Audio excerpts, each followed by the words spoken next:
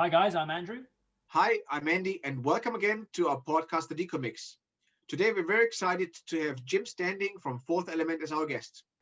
Jim is one of the owners and co-founders of Fourth Element. And in addition to making some really high quality diving equipment, Fourth Element has some interesting and innovative processes and materials into their product development. We're really interested to hear about how Jim and Paul developed the brand Fourth Element. We hope you guys enjoy our podcast today.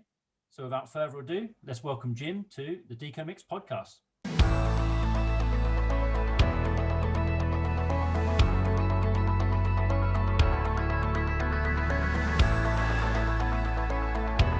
Okay, welcome everybody to our next episode of the Deco Mix, and we're really excited here. We've got Jim Standing from Fourth Element. Now, Jim, for those of you who don't know, is the co-founder and one of the owners of one of the best brands for us in the diving industry. We love wearing the equipment, and we're quite excited to hear and have a chat with Jim. It's been a while since we've caught up together and seen each other due to circumstances. We're looking forward to having a bit of a chat with you, Jim. So welcome to Deco Mix, Jim. Thanks, Andrew, and thanks for having me on. And hi, Andy, as well. It's been a while. I think I might have tracked Andy down in an airport last time I saw him. So last time we sat in a lounge in Las Vegas, I think. Yes, after the DEMA show. Yeah. 3 years ago or so. Yeah, I know. Yeah, last in ADEX in 2019, I think. Yeah, that's right. So it's been a while. But yeah, how are you guys? Yeah, it's been good. Obviously, we've been stuck here in Hong Kong for the past 16 months and not able to travel, not able to cross the borders or anything like that. But hopefully there's light at the end of the tunnel. How have you been over in the UK? Well, obviously, like everyone, we've been pretty much stuck where we are, and it's been a combination of deep frustration at everything that's been going on, and feeling maybe even slightly guilty, I think, really, in that actually having the opportunity to spend a bit more time with the family, not being rushing around the world, and being in the luxurious position of being able to do that without too many impacts on members of my family and friends. It haven't, COVID has touched everyone's lives, but on a personal level, it hasn't touched my life in the way it has tragically for so many. So I almost feel a little bit guilty about that, but I certainly can't wait for things to move on and for us to spread our wings at least a little bit. Yeah, I think so. You're right there. I mean, it's been great being able to spend time with the family. I know Andy's managed to spend time with his wife, more time than he's spent probably since they've been married. And he's still married, so it's a good sign. Which is a great thing. I love it. Yeah, it's good. You chose well. You'll never watch this episode on YouTube. It's too late. It's been recorded. No problem. It's fine. It is recorded. I know. Yeah, but it's been good to spend time with family, and you know what? I mean, we've managed to sort of keep our heads going. Diving in here in Hong Kong, and it's been relatively okay, right? I mean, it's not by any stretch of the imaginations, it's not been great for everybody, and people have been affected by it, and that's tragic, and we've massive sympathies for it, but we hope that there's light at the end of the tunnel. We can sort of progress from here, and hopefully we can travel again and catch up with people like yourself, friends, and everybody from the industry, from just our personal lives, a little bit more, but for the time being, we're sort of here and able to use these technologies to communicate with each other. Yeah, absolutely. So some of most of the sort of listeners to this will know who you are, or more importantly, know of the brand that you co-founded with Paul. And Fourth Element is obviously, I mean, to me, it's one of the best sort of equipment, diving equipment manufacturers in the industry. I love your undersuits. I love your wetsuits and your dry suits and stuff. And the best thing I love your logo. It's awesome. I do agree. I do agree. It's a really cool logo. But for those of our listeners out there who are sort of tuning into this, maybe they don't know who you are and don't know Fourth Element as such, and I don't know what rock they've been hiding under. But for those of them, maybe you can give us a brief sort of intro to Fourth Element and what you're sort of about, really. Well, sure. Thank you. Yeah, thanks for the kind words. I mean, the simple and really short answer is that Fourth Element is a labor of love. The idea for the company came when Paul and I were out. We're in Egypt on a dive holiday. We were school teachers at the time, and we were taking a bunch of school kids to go and learn to dive in the Red Sea. And after a day of frankly mind-blowing diving out on Ras Mohammed, with surrounded by barracuda and snapper and everything, we were just kind of kicking back, drinking a couple of beers and talking about diving and talking about what we enjoyed, and fundamentally about how when you learn to dive, there are some people who it just becomes part of who they are, and I liken it to being bitten by the radioactive spider in Spider-Man, and something fundamental goes on at that sort of DNA level that he becomes Spider-Man. And when you suddenly, maybe you're experiencing higher concentrations of nitrogen in the blood, but something changes, and and diving becomes part of your identity. You identify as a diver, and we both were passionate divers. I'd been traveling around the world, diving everywhere I could. Paul had been teaching diving, and really just and actually when we first met, he was in the throes of crossing over from being a British Aqua Club instructor to being a PADI instructor.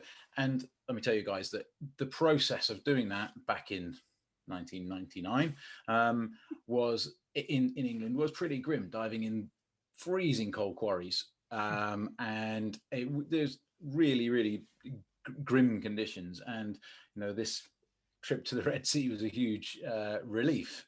And you know what it's like, you get to that point when, if you are absolutely freezing cold, you get to that stage, you can't do anything, and the dive becomes an exercise in misery. And he was going through that process, doing this crossover, and he said, I thought I had the wrong stuff.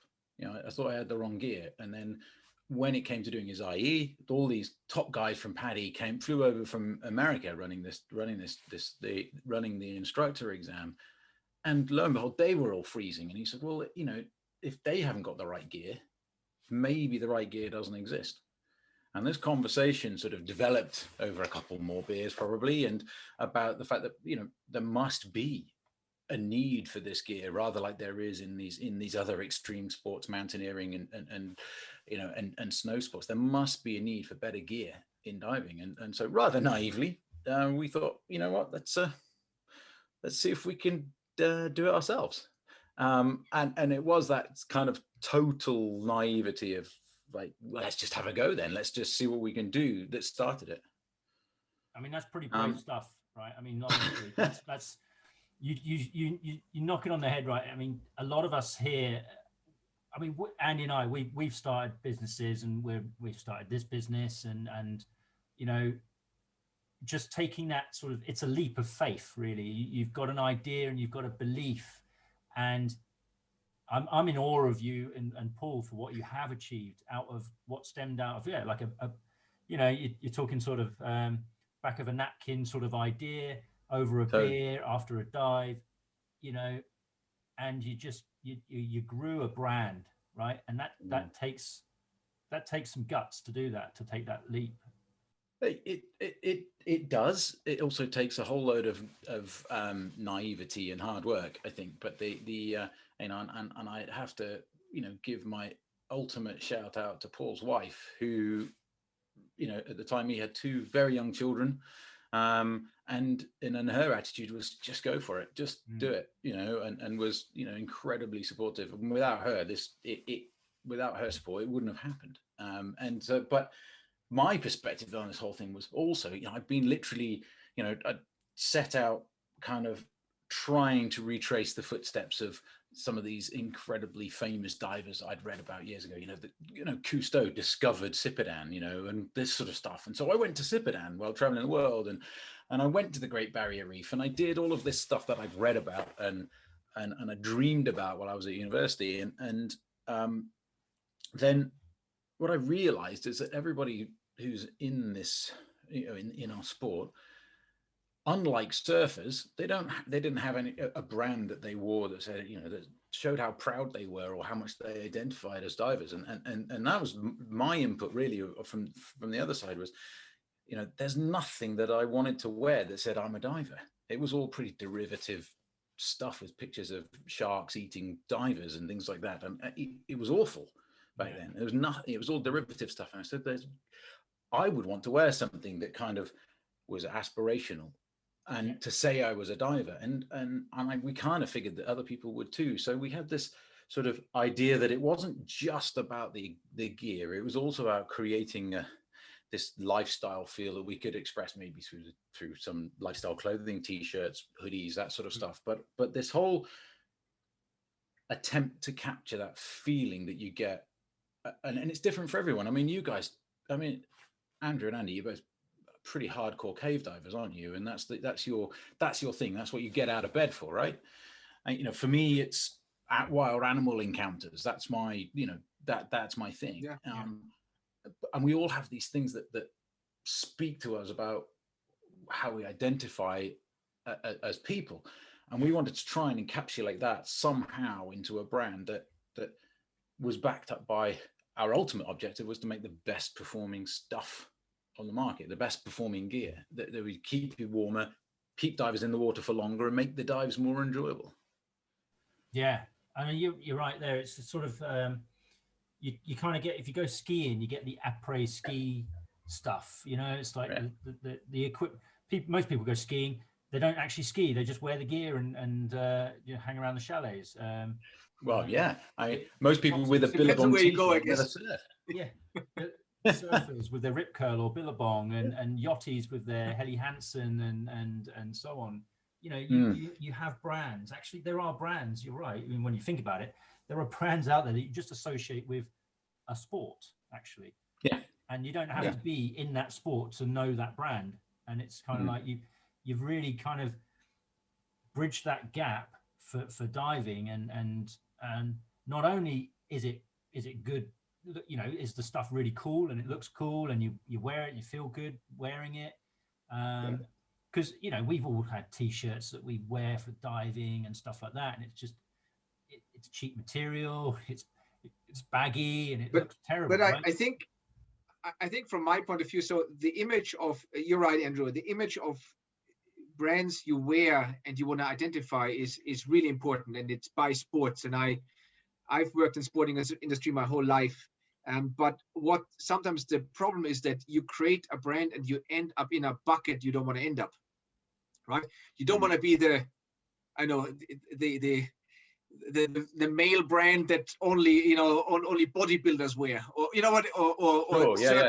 certain groups. Don't get me wrong, not bodybuilders, but certain groups of people, and want to identify with something. And I think honestly, Fourth Element did a very good job in the including everybody and really having an image that people like to show, not just because the logo is cool, which it is, but also because of the image you create of diving. It's good quality, it's economically friendly, the whole thing. I mean, and environmentally friendly. All these things, I think, are the image, and you brought it well together from an image point of view. And I think this really works, and you did a really good job, because I know if you get stuck in a certain bucket on a certain drawer, it's very difficult to get out. You might just be seen as, oh, that's just a brand for this group of people, or I would never wear this because I would look like so and so, right? And this is something what I think is difficult to get out, and the more you keep it open to everybody and you keep everybody happy and you get a good image, I think that's really important and really difficult to maintain this. And I think Fourth Element, you did a really good job in maintaining this, in my opinion.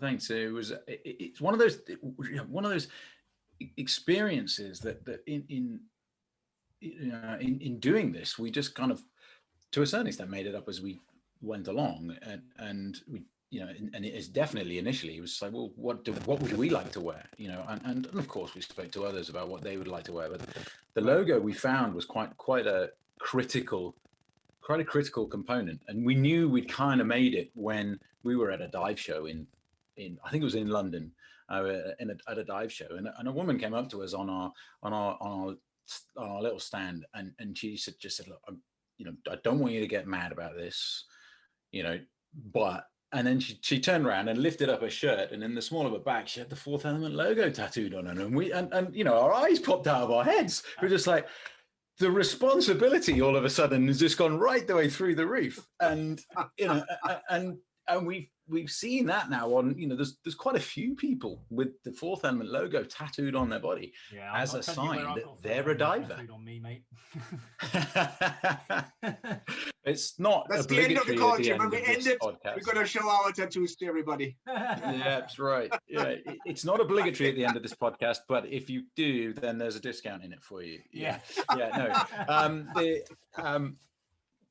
The most important thing for us was being true to that initial conversation of the fact that, what brought us together as two friends was the fact that we love diving, and what we loved about diving was being in the ocean, being in this other world, and being transported in this other world, and as certainly as I progressed through my journey as a diver, becoming a more and more comfortable inhabitant of that world.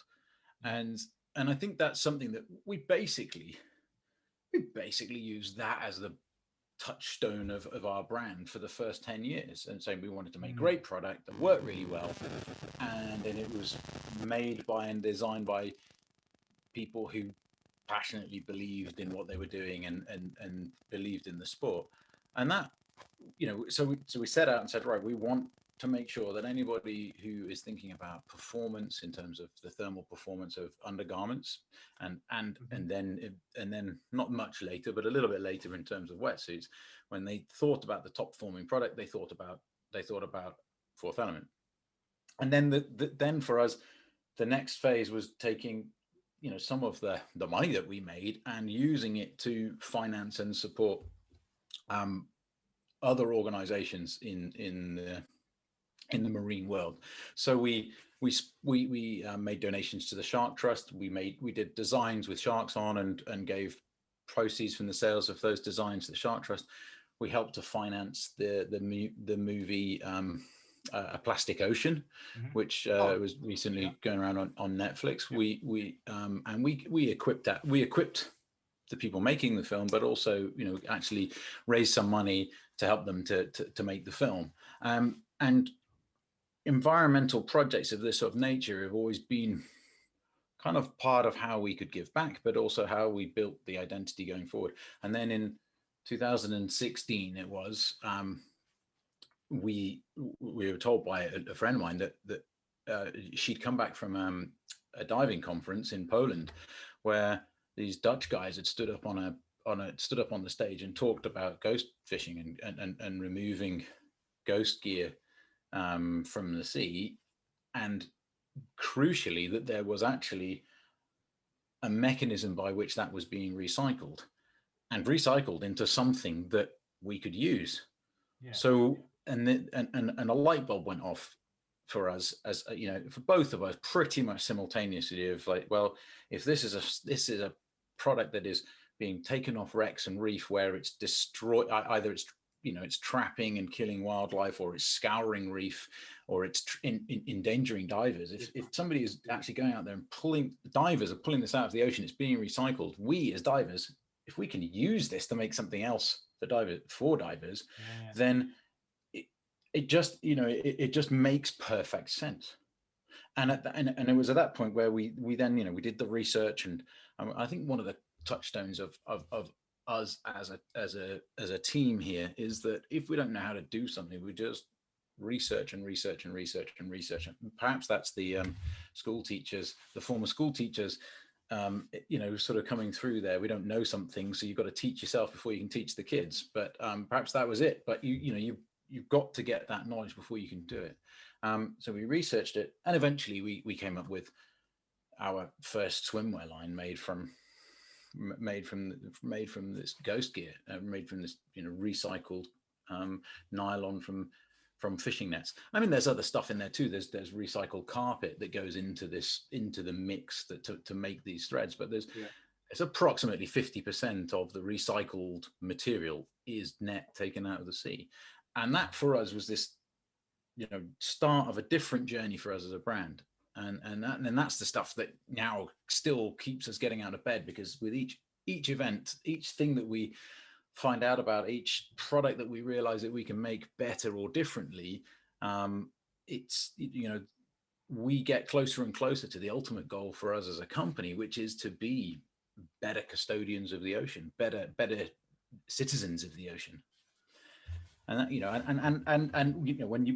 when we met at ADEX, certainly the first time we met at ADEX, I think it was in front of that big wall with Ocean Positive on it. I'm pretty sure that's where we sat down and chatted in front of that wall.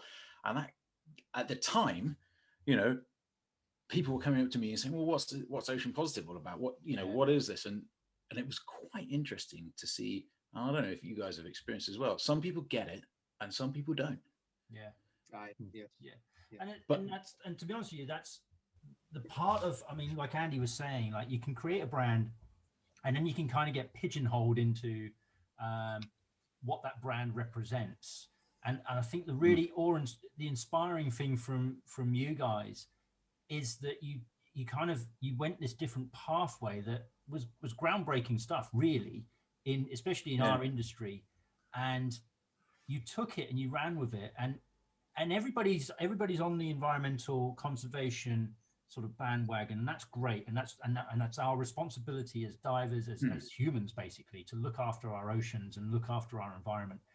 And you guys really, you don't just talk the talk, but you walk the walk with it, right? And you get yourselves involved in these conservation projects, and we can talk about sort of a little bit about the future of all of that and where all that's going to sort of stem. And as you say, it's what gets you out of bed, right? It's the thing that drives you, and you go, I want to do more, and I want to engage more with all of this. And I find that really inspiring, because especially the Ocean Positive, the swimwear stuff. I mean, it was cool. It looked great, and it was also environmentally friendly. It was a good thing, and you've since taken that, and now you're packaging everything that your hoodies don't come in a package, right? It's because what's the point? It doesn't need to. It's just wastage. Or you've got your paper bags, no plastic. No plastic materials, all your cardboard boxes and that. And you really, you're living what you're actually, you've developed your brand around that ideal, the idea of that, and your sort of mission statement, and you sort of, that's what you're going for. But I think also it comes from the point that you like the environment. You see the problems firsthand. I mean, we see it in Hong Kong. We see in Hong Kong all the trash in the ocean, all the ghost nets, it's just bad. You dive around and you just see trash, and we have cleanup days and we have ghost nets diving days, and you clean up and they come back and come back and come back. It's a never-ending story, and there's a lot of people in Hong Kong, fortunately, that actually took this to their hearts and do a lot of good work in cleaning up. But it's endless. It's a never-ending thing. But. It's totally you between the two of you, you've hit the nail on the head. That I think Andrew, when you said we as humans, we have this responsibility to respond to this, and there's an existential threat on humans somewhere down the track, of course, and getting ever closer and more important. But and Andy, you're basically talking about the fact that our behavior really isn't changing. No, and that's the problem, correct? But here we are, this kind of as I said earlier, this kind of special group of people that scuba divers. We identify ourselves in this very very privileged, very select group of humans. Privileged in the sense that we've been able to go under and see this. But also then now there's a responsibility. There is a real, there's an imperative, a social imperative on any scuba diver who goes diving and doesn't actually talk about the problem, because we're the ones who've seen it. You know, we're the ones who, you know, you've seen this on these cleanup dives. You do a cleanup dive and you go back a few days later and there's still an issue, and it's still happening. And we, you know, the reason we go diving is, you know, the reason to go diving is under threat. The reason to, and so it's not just this kind of, for want of a better word, tree huggy sort of attitude. This is about protecting the thing that we really enjoy doing. Yeah. It isn't just, you know, but on every level, it's important. And that's exactly where it, you know, that whole thing, you know, that as you said, this journey from the swimwear through to, you know, the packaging. You know, when we first made the first batch of swimwear, we got them in plastic bags, and we just literally looked at each other and we're like, well, that's a complete fail, isn't it? You know, that is total failure. We have just, you know, and so immediately we said, right, well, we have to change the packaging. And of course, then you look, you know, you look from one shelf, which is all nicely stacked with, you know, cardboard boxes and paper bag packaging, at the other shelf over, and we've got a whole bunch of things in plastic, and go, well, that's got to change. You know, that's no longer acceptable. And then you look around, you know, look around the whole company and realize that, you know, there's this, you know, so many points where we haven't engaged with our own impact in terms of our impact on the planet. And we're not perfect, crikey, we are far from perfect, but we're trying to go in the right direction, and we are making iterative changes all the time. And you know, in fact, this week we've been having our kind of powwow meeting of, you know, what are our objectives for the next 5 to 10 years, and thinking about, you know, how will we take what began as this project and became the Mission 2020 initiative, but you know, to get rid of single-use plastic packaging. What does it become next? We're still in that journey of constantly sort of re-examining what our impact can be. Can we become not just plastic neutral, but can we actually somehow achieve a net reduction of plastic by taking plastic waste and turning it into a product, you know, and not packaging it in further plastic? Or you know, are there even bigger problems like climate change that we also ought to be addressing our impact on those things as well? And but at the same time, not losing sight of the fact that, you know, greatest will in the world, all human activity isn't really sustainable. You just got to, you know, so and then we are a business and we do make products, and our objective is to make great products to go scuba diving in. But once we've done that, once we've made a better product, we can also be better about making it and be a better company. Yeah.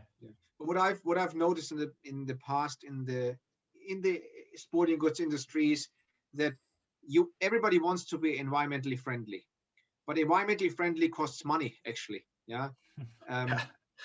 Honestly, and you know, a poly bag is cheap, but you know, making a box around it that is actually a recycled box, they're not cheap. Although they're recycled, but they're not cheap.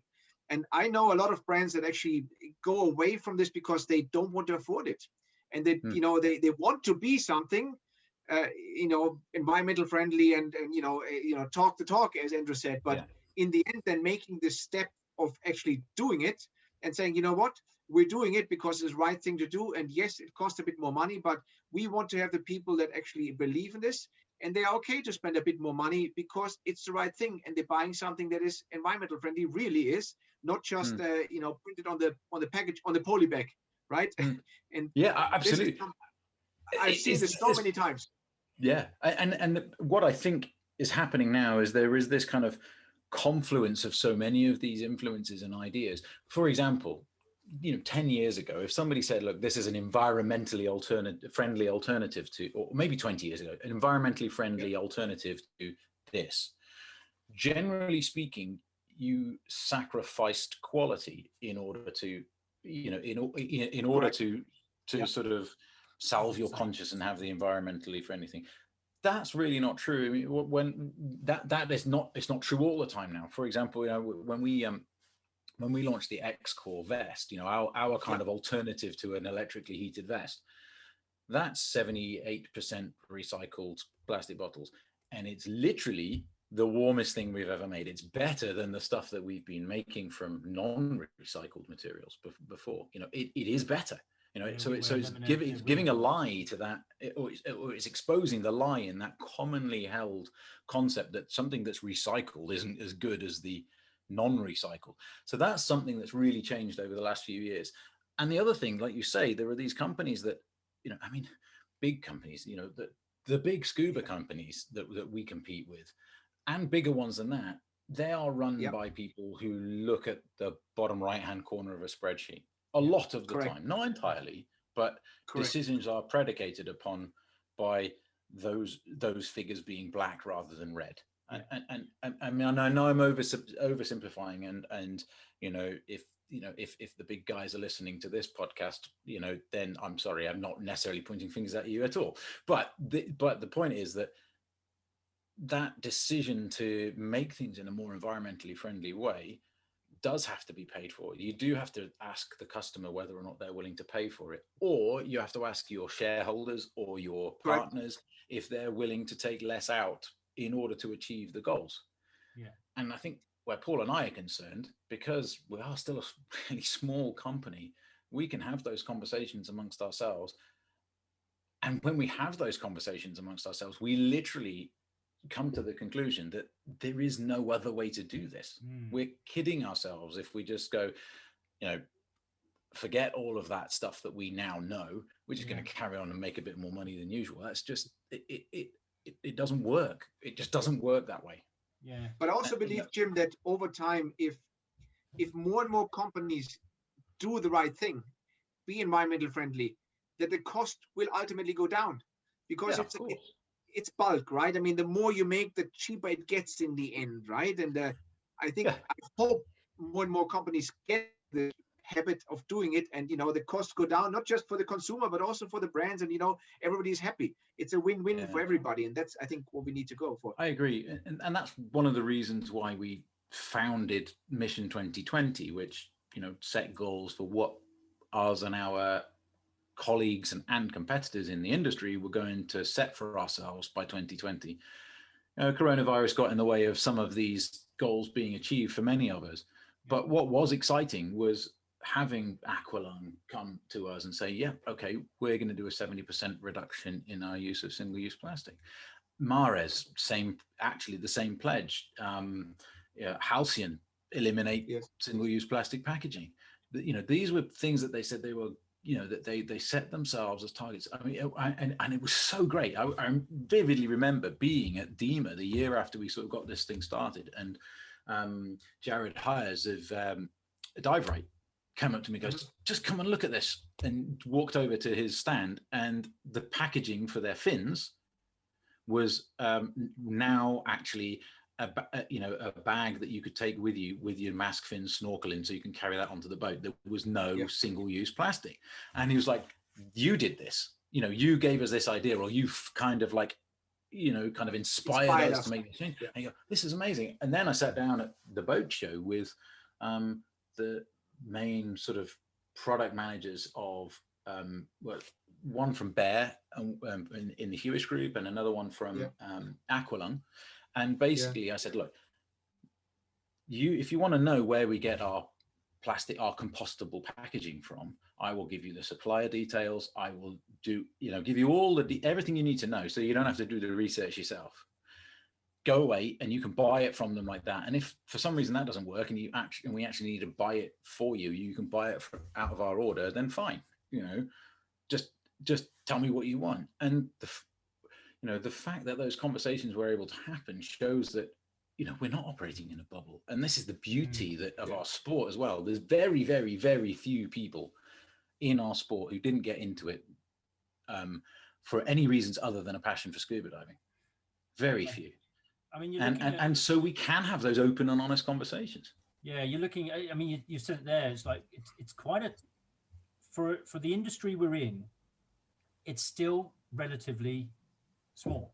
And it's the, you know, you look at the big players or the major players, the bigger brands out there for diving, and you know, for example, for this podcast, we, you know, Andy and I, it's not very common in an industry where basically two nobodies from Hong Kong who open a podcast and go, hey, you know, we can send an email to someone like yourself who's an owner of a brand and has run a successful brand and go, do you want to jump on a podcast with us? And you actually respond straight away and go, yeah, I'd love to, right?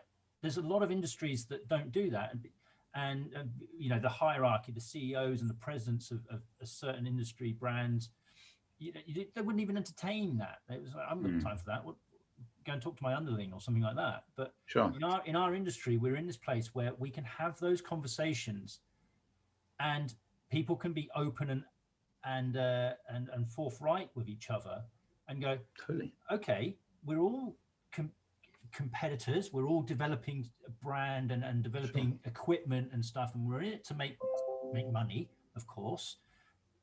But you said it there, you said it before, we all pretty much got into this because we love the sport and we love the environment, and if we don't protect that environment, if we don't do something about it, we're not going to have that environment very much longer. That picture behind you with the clear caves and the stalactites and the stalagmites, you know, that's not going to be there very often, for very long. Absolutely. Right? You know, I think it was Cousteau said it best, didn't he? I mean, that everybody paraphrases him, us included. You know, and you protect what you love. You know, you know, and I think that the crucial step from that is that also that in order to love something, you've got to know it.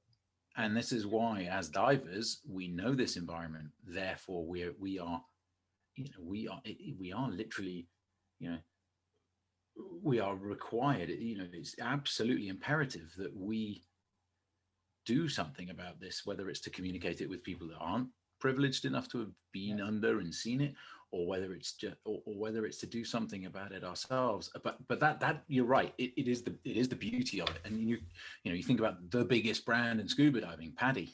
You know, you can speak to Drew Richardson, and he's a passionate diver, and he's passionate about being underwater. You know, and he got into it as a diver, and arguably, you know, the Elon Musk of scuba diving or whatever. You know, you can have a chat with him, and I think that's the and I think that's a beauty of our sport. And yes, definitely driven by the fact that it is a tiny sport. I mean, look at a tiny industry. Look at, say, you look at the auto industry. You know, when one company comes up with some technology, some amazing technology to improve the way cars are driven or engines work or the efficiency of everything, they share that technology, albeit by licensing, but they share that technology with the other company so that they're not basically spending all their money reinventing the wheel, if you'll pardon the pun, but that they're not doing that, and they share that technology, knowing that probably the next thing that's going to be developed is a better navigation system by another company, and they're going to want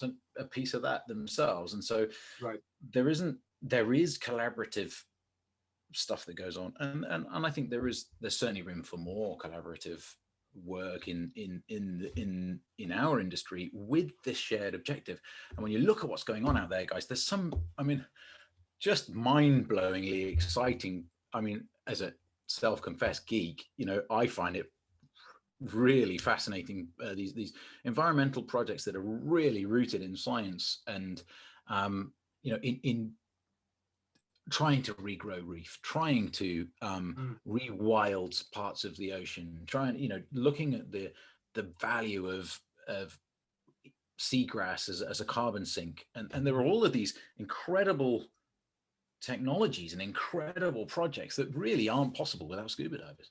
Yeah. And that to me is totally inspiring. You know, I spend my time reading about these things, and I want to go and plant some coral. And the times when I've been able to go and do that, it's massively satisfying to go plant your bit of coral and kind of leave your your mark. Little mark, yeah. I mean, we've built artificial reefs over here, and they're very small.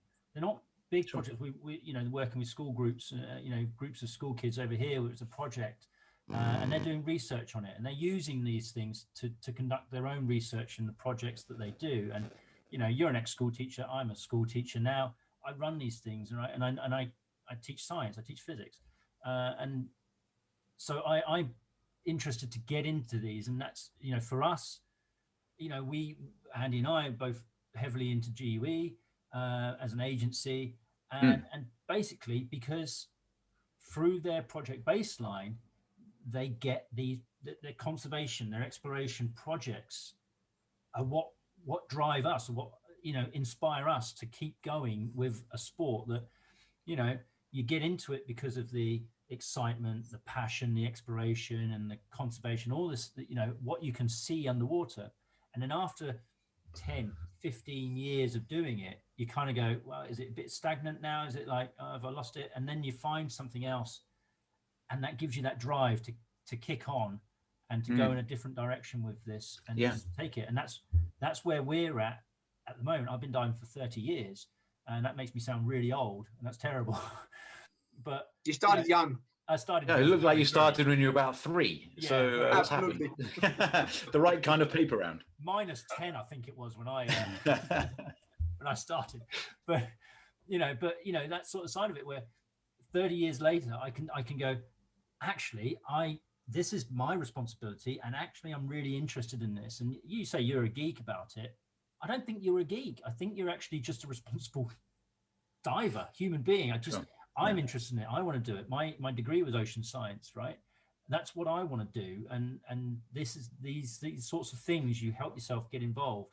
And what I like about the industry being so small, actually, is you can develop these little communities, and everybody within that community basically has a shared idea and ideals, and they all want to get involved. And it's really, really actually quite simple to get people involved, and it's not difficult, right? I know. I mean, you look at, somebody who we both, or all three of us, know really well, Gideon New. How long has he been diving and teaching? I mean, and how many dives and how many courses? Yep. God knows. I mean, he's the grandfather of scuba diving in Asia, as far as I can work out. Oh, Certainly, he's going to hate you for calling him a grandfather, mate. I know he is. But then, what actually really upsets me about Gideon? What really upsets me about Gideon is every time I meet him, he looks younger than the last time. I swear he's Benjamin Button.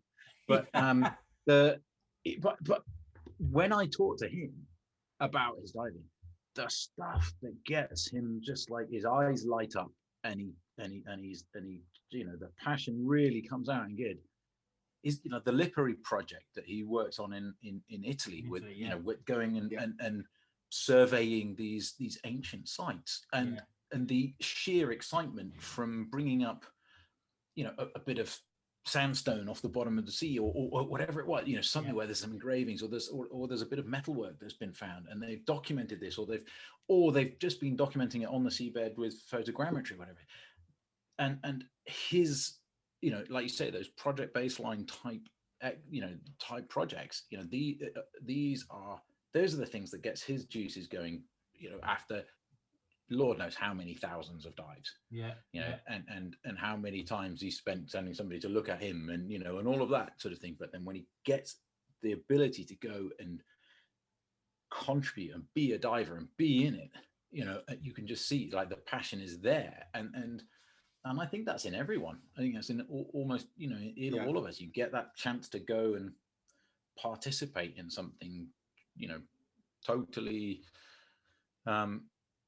Where you know that you're contributing to something greater than just going for a dive. And I think that's certainly where Project Baseline, and I know there are other similar objectives, but Project Baseline really has kind of set the bar for the academic rigor that goes along with it. And I think that is amazing.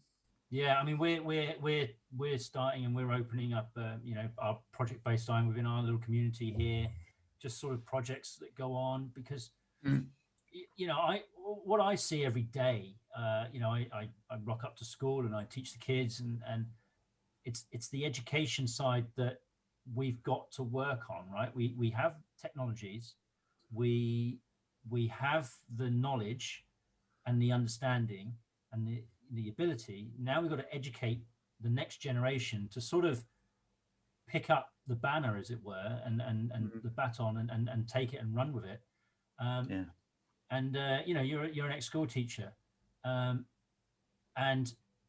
that side of it. Don't keep reminding me. It does make me feel old. Trust me, you don't feel as old as I do sometimes. But you know, and just sort of that side of it, I think what we've got to do is, you know, there are documentaries out there, there are websites out there are projects out there, and get people involved in these is going to educate them to then change their mindset, so that we don't go back onto dive sites that we cleared up 2 weeks ago and go, you're kidding me? There's more trash here.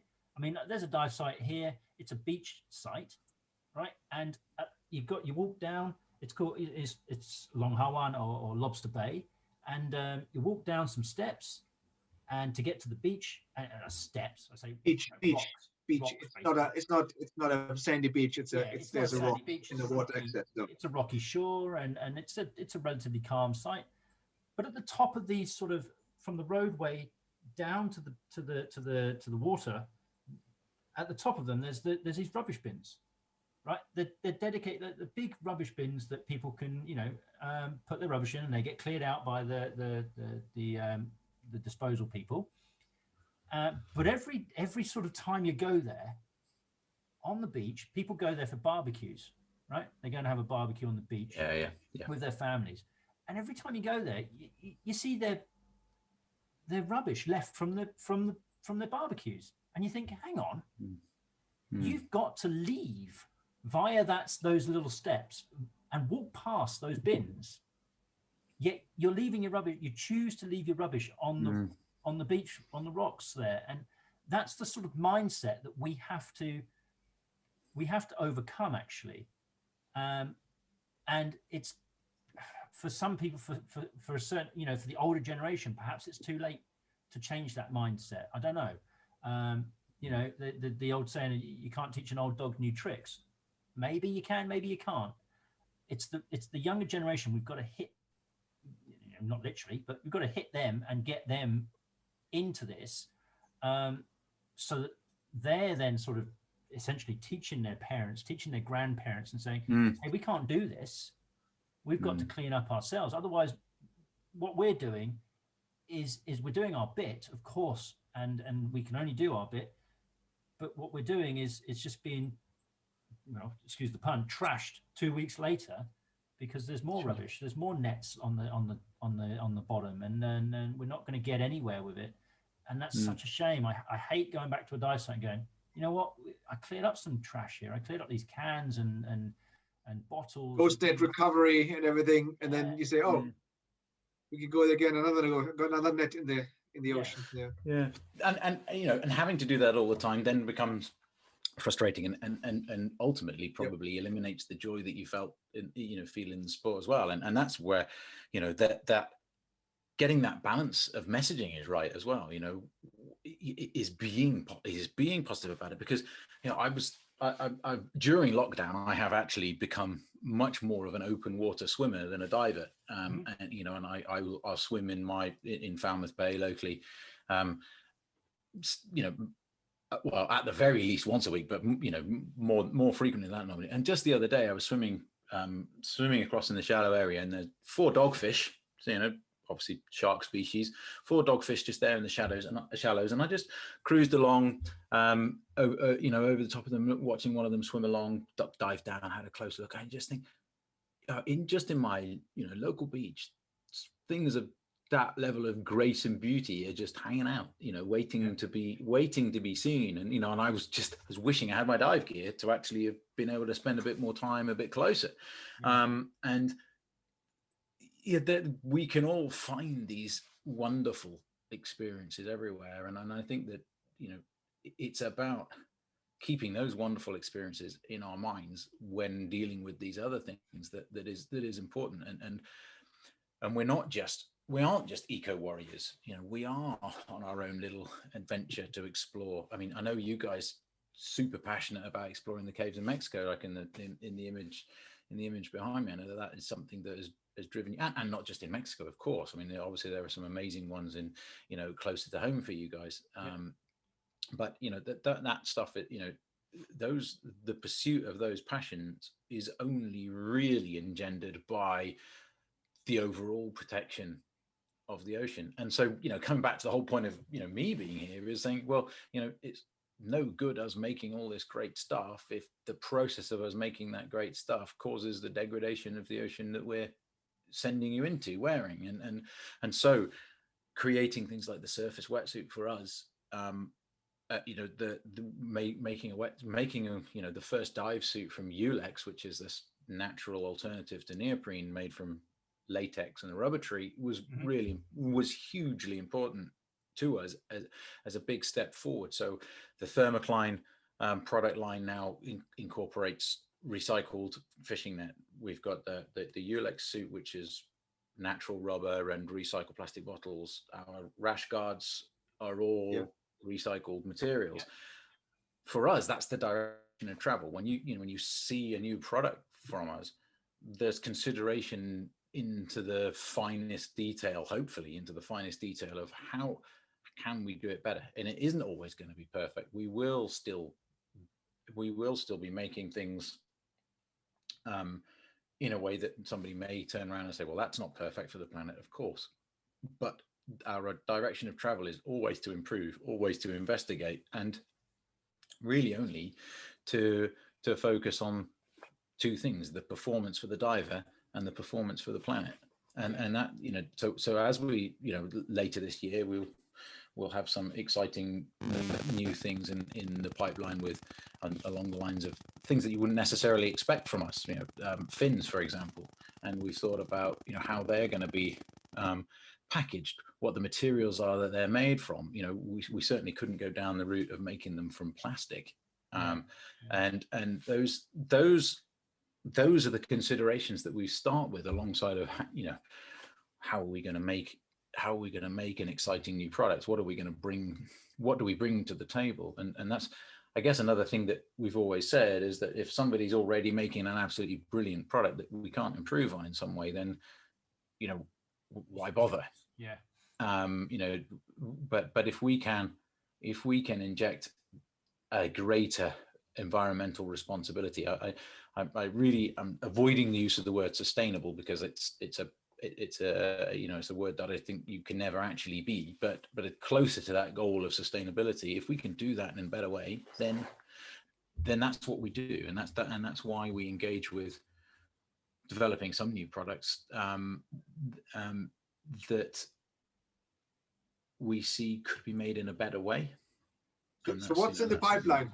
What I mean, you said you hit on the fins, but can you share or not share? Yeah. Oh no. Well, I mean, kind of excitement for the guys. Yes. Yeah. Well. I mean, fins. A fin for technical diving is in the pipeline for technical divers, and it is in the pipeline. I mean, last year, well, actually, in 2019, we kind of briefly teased the Halo AR undergarment, which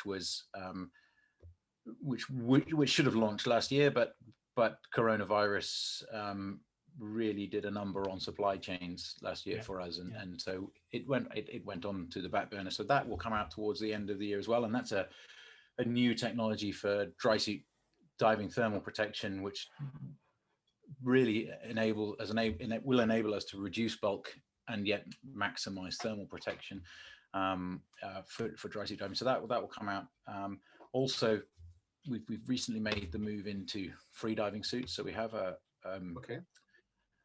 3-2 free diving suit, the RF1, which is available now, and so designed for warmer waters. But we have a 2-piece cold water free dive suit and also a competitive free dive suit in development at the moment, working with a couple of world champions in free divers to come up with some some new ideas, and I remember doing the biomapping with you guys for your dry suits. Extending that idea to wetsuits is part of the development, and looking at. So you're talking about customizing wetsuits, or are you talking about just making sure the wetsuits is the perfect fit, or they choose the right size? Bit of both, Andy. But but the for the competitive freedive suits, one of the challenges there is measuring somebody accurately and getting a suit to fit perfectly, because the exacting demands of that suit. And so we're hoping, well, we will be extending that technology to that product during this year, and we've got some more luggage. This year was meant to be the year we launched all luggage for traveling, but the obviously travel isn't really on people's minds. So it's a bit more of adventure luggage that you might carry on your back when you're going off and looking for a new secret spot to go snorkeling, free diving, or even scuba diving, those kind of things. So there is a fair bit in the pipeline, and and we're just mostly hoping for and keeping fingers crossed that people around the world will be able to not only continue to engage at that local level and really get stuck into local diving wherever they are, which we've definitely seen happening, but also as travel comes back, go off and also not only considering the environmental impact, but also considering the human impact. There are parts of the world now where diving was a really big deal in terms of tourism, and where people have really hurt, and actually when it becomes safe and possible to do, there are people out there within our industry, in many ways, our partners, our colleagues in our industry are out in these more remote places who are desperate for us to return. And as people return there, we know that people will hopefully be also taking our gear with them, but more importantly, getting out there and supporting people whose livelihoods have been decimated by this, by people's inability to get there.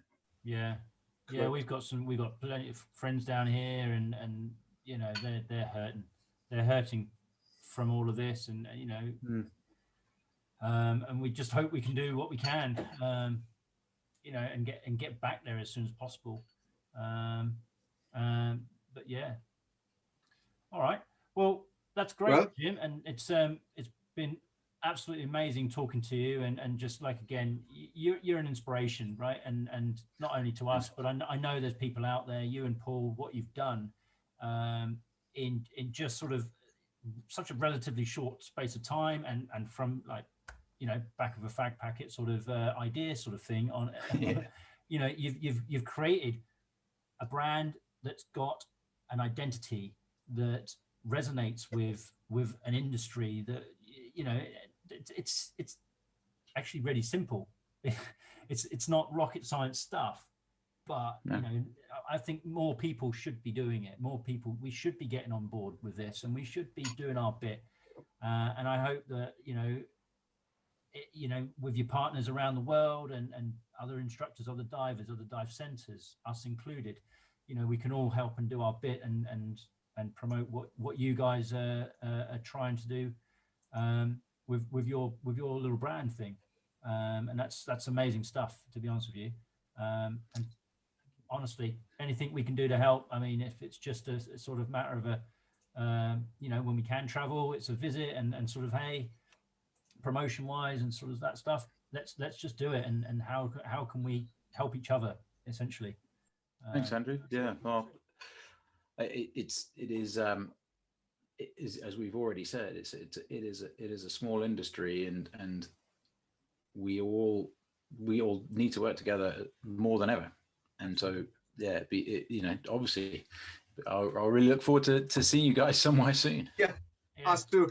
And it's been great talking to you. It's been great having you on, and just catching up with you is great. Just having a chat, you know what I mean? And we're lucky. We're lucky in this.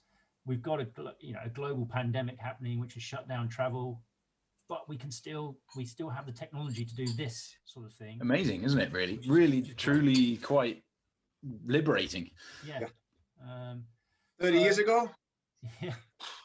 yeah. We'll sit on our phone here. Yeah. Having a phone call together. But yeah, we can see each other and that sort of stuff. So that's just great, mate. So thank you very much for coming on. My pleasure. You know, who knows, in season 2 of our Deco Mix podcast, we'll have you back on and face to face, maybe. Who knows? Maybe face Who knows? To face, sitting in a warehouse, you know, and yeah. well, or next time I'm back in the UK when I can actually get back there, I'll come down and visit you guys. And I know you actually a couple of years now since you moved your yeah, that's right. Yeah, warehouse. Scary. It's just how fast it moves. But come down and visit you and say hi to you and Paul and the rest of the gang there, and it'd be really cool. All right. Nice one. Okay. Excellent. All right, Jim. Thanks, guys. Thank you so much. Have a great day. Cheers. Bye. Cheers.